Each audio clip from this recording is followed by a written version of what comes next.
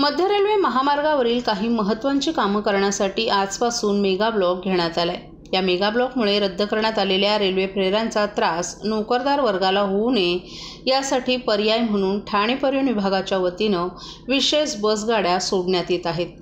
Mega ब्लॉकमुळे Thane परिवहन विभागाकडून जादा बसगाड्या सोडण्यात आल्या, परंतु या बसगाड्या नेहमीच्या मार्गावरील काही फेऱ्या रद्द करून सोडल्या तर नाही ना असा प्रश्न ठाण्यात काम करणाऱ्या नोकरदारांमध्ये निर्माण झाला होता। कारण या फेऱ्यांमुळे शहरांतर्गत वाहतुकीवर परिणाम होईल अशी शक्यता काही प्रवाशांच्या मनात होती। मात्र ठाणे शहरात दररोज 300 ते 350 बसगाड्या वेगवेगळ्या मार्गांवर धावतात।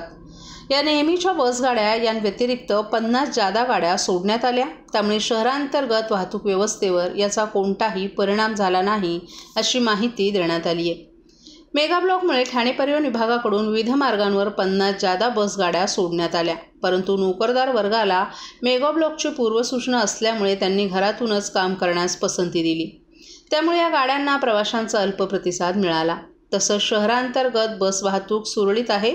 ज्या जादा बसगाड्यांचा त्यावर कोणताही परिणाम झाला नाही अशी माहिती परिवहन व्यवस्थापक भालचंद्र बेहरे यांनी दिली आहे।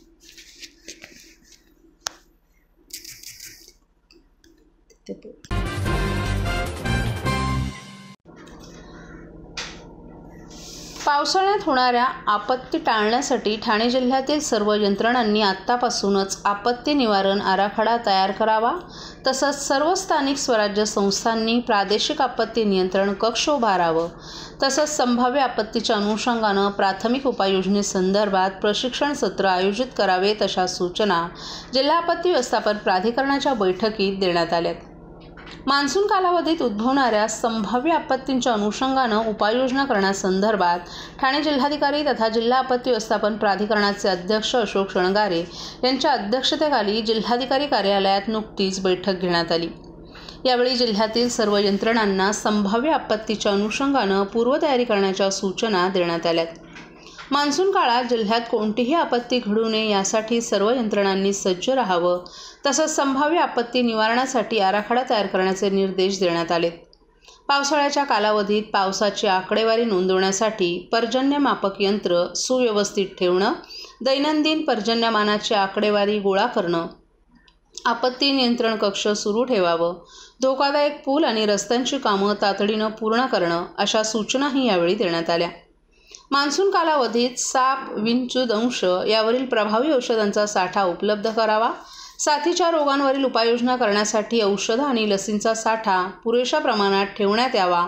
जनावरांना होणाऱ्या आजारांसाठी लागणारी औषधं उपलब्ध व्हावी याची दक्षता घेण्याच्या सूचनाही देण्यात आल्या। महापालिका आणि रेल्वे विभागानं समन्वयानं नालेसफाई आणि गटारांच्या सफाईची कामं वेळेआधी पूर्ण करावीत। महापालिका, नगरपालिकांनी त्यांच्या हद्दीतील धोकादायक, अतिधोकादायक इमारतींची माहिती तयार करून आवश्यक ती कार्यवाही करण्याच्या सूचनाही यावेळी देण्यात आल्या।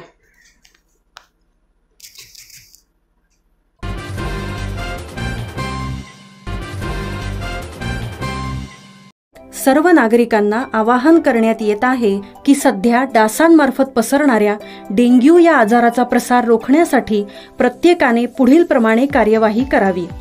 डेंग्यू आजार एडिस इजिप्ती हा डास चावल्याने होतो। या डासांची पैदास साचलेल्या किंवा साचवलेल्या स्वच्छ पाण्यामध्ये होते। 8 दिवसांपेक्षा जास्त दिवस पाणी उघडे व साचून राहिल्यास त्यात डास अंडी घालतात। अंड्यांच्या अळ्या तयार होऊन पुढे डास तयार होतात। यासाठी आपल्या घरातील पाणी साठे, उदाहरणार्थ बॅरल्स, पिंपे, टाक्या, हौद, रांजणे इत्यादी दर आठवड्याला रिकामे करून घासून पुसून कोरडे करून पुन्हा भरावे। 1 दिवस कोरडा दिवस म्हणून पाळावा। पाणी साठ्यांना घट्ट झाकणे बसवावीत किंवा जुनी साडी, चादर, धोतर यांनी बांधून झाकून ठेवावीत, म्हणजे डास त्यात जाऊन अंडी घालणार नाहीत। घराच्या गच्चीवर, आजूबाजूला, अंगणात कोठेही पाणी साचू देऊ नये। भंगार सामान उघड्यावर टाकू नये, उदाहरणार्थ टायर्स, प्लास्टिक सामान, कुंड्या, टाकाऊ वस्तू इत्यादी। अशा सामानात पावसाचे पाणी साठून त्यात डेंग्यूच्या डासांची पैदास होते। घरातील कूलर्स, फ्रीजच्या पाठीमागील ट्रे हे देखील वेळोवेळी कोरडे करावेत। लक्षात ठेवा, नुसत्या फवारणीने डास घनता कमी होत नाही, तर त्यासाठी डास पैदास ठिकाणे नष्ट करणे ही आपल्या सर्वांची जबाबदारी आहे. कोणताही ताप अंगावर न काढता जवळच्या शासकीय रुग्णालयात मोफत औषधोपचार घ्या. अशा प्रकारे नागरिकांनी सहकार्य केल्यास डेंग्यूचा प्रसार रोखणे सहज शक्य आहे.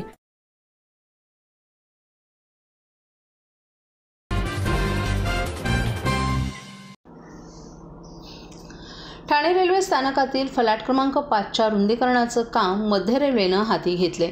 या कामासाठी मध्य रेल्वेच्या बहुतांश रेल्वे सेवा रद्द झाल्यात, तर काही रेल्वे सेवा सकाळपासून उशिरानं धावत होत्या.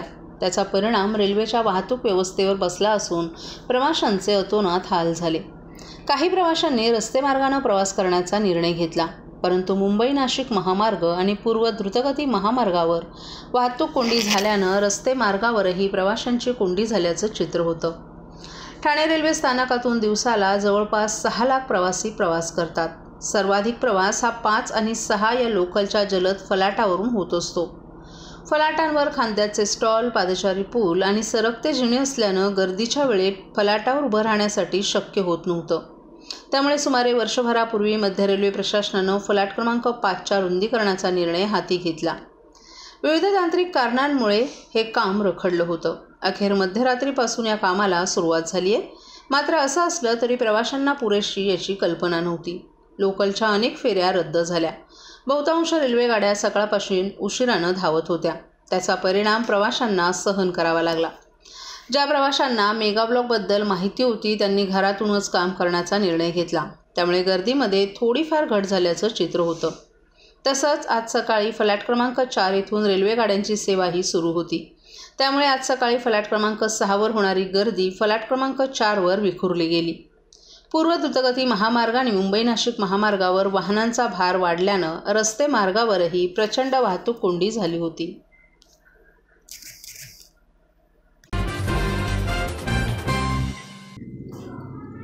कळवा परिसरातील महात्मा फुले नगरमध्ये आमदार डॉक्टर जितेंद्र आव्हाड यांच्या महिला समर्थकाला गंभीर मारहाण करण्यात आली आहे. या घटनेत ठाण्यातील कुख्यात गुंड सूरज यादव याचा सहभाग आहे. तराबू निशा उर्फ मनिया या महिला आव्हाड समर्थकाला जबर मारहाण करून तिचे दागिने लुटण्यात आले.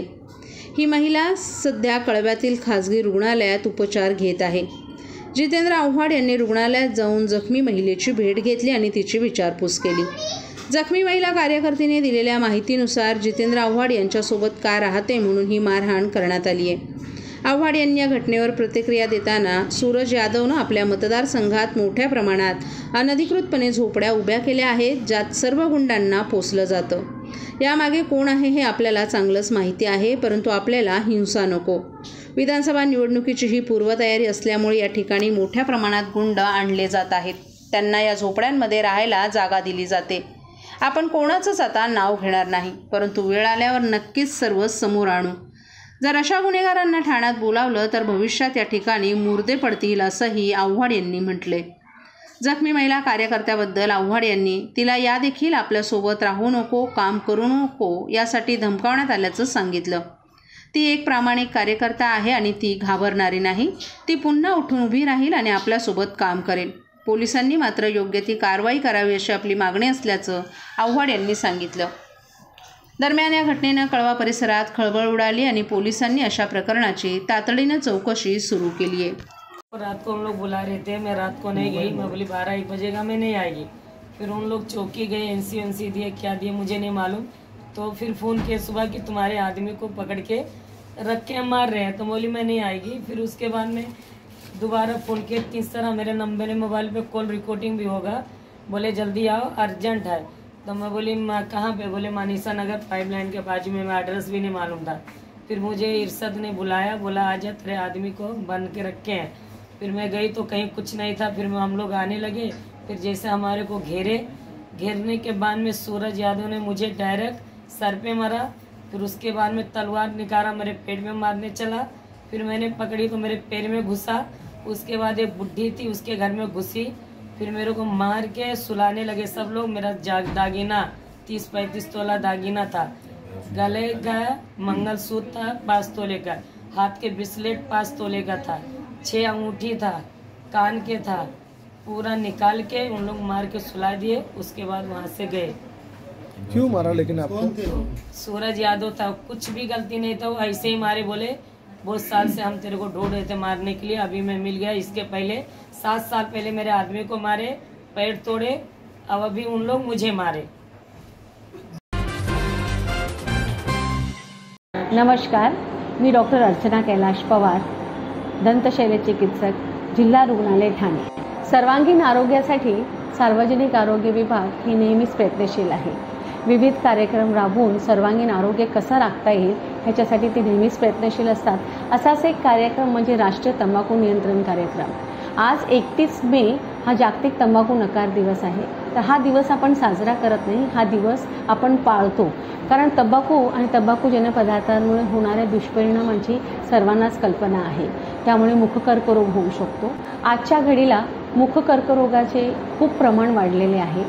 नुकताच मिळालेल्या माहितीनुसार WHOच्या प्रमाणे 13 ते 15 वयोगटातील मुलांमध्ये हा प्रमाण सगळ्यात जास्त आहे टोबॅको कन्झम्पशनचा।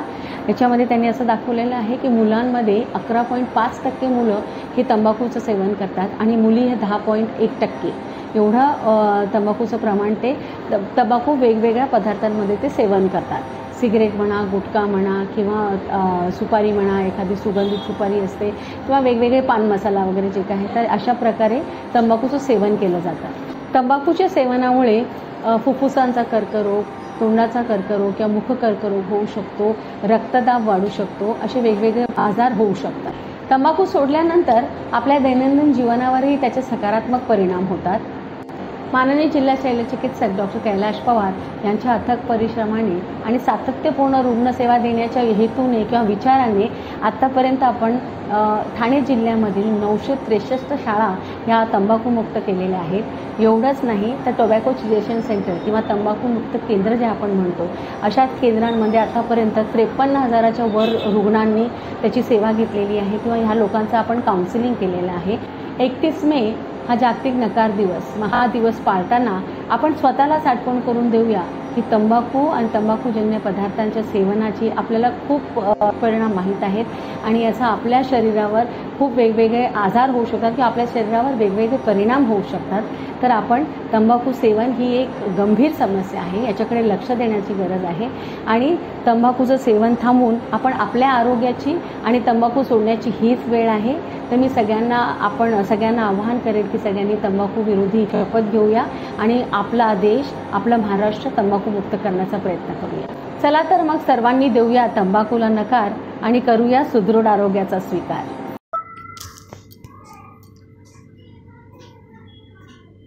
ठाणे महापालिकेकडून करण्यात आलेल्या धोकादायक इमारतींच्या सर्वेक्षणात 9 प्रभागांमध्ये 4,411 इमारती धोकादायक।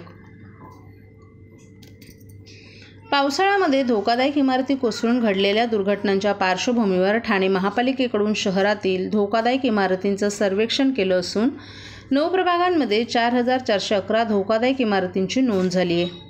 गेल्या वर्षी शहरात 4,297 धोकादायक इमारती होत्या, यापेक्षा वाढली आहे। मुंब्रा प्रभाग सर्वाधिक 1,343 आणि बागळे प्रभाग 1,098 धोकादायक इमारती असल्याचं समोर आले।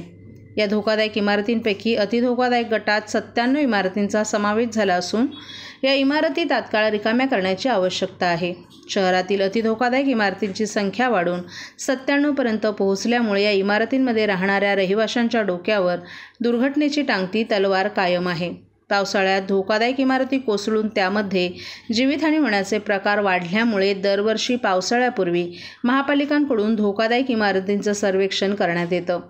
प्रभाग समितीने धोकादायक इमारतींची यादी जाहीर करून प्रशासनाकडून या संदर्भातील माहिती नागरिकांना दिली जाते। C1 अतिधोकादायक इमारत रिकामी करून दुरुस्त करण्यायोग्य C2A, रहिवाशांना इमारतीमध्ये राहून दुरुस्ती करण्यायोग्य C2B आणि किरकोळ दुरुस्ती करण्यायोग्य C3 अशा 4 श्रेणींमध्ये या इमारतींची नोंद केली जाते। यापैकी C1 अतिधोकादायक प्रकारामध्ये शहरातील 97 इमारती आहेत। त्यामुळे या इमारती तात्काळ रिकाम्या करून रहिवाशांना पर्यायी जागी स्थलांतरित करण्याची गरज निर्माण झाली आहे। परंतु महापालिकेकडे नागरिकांना स्थलांतरित करण्यासाठी पर्यायी घरं नसल्यामुळे इमारती रिकाम्या करण्याच्या कारवाईत अडथळा निर्माण होतोय। त्यामुळे अनेक रहिवासी पर्यायी व्यवस्था नसल्यामुळे धोकादायक इमारतींमध्ये जीव मुठीत घेऊन राहत आहेत। धोकादायक इमारतींच्या नोंदीमध्ये मुंब्रा प्रभागात 1343, वागळेत 1098, दिवा प्रभागात 664, नौपाडा कोपरीमध्ये 450, लोकमान्य सावरकर नगरमध्ये 224, कळवा 246, उथळसर 167, माजुडा मानपाडात 157 तर वर्तकनगरमध्ये 62 इमारतींचा समावेश आहे।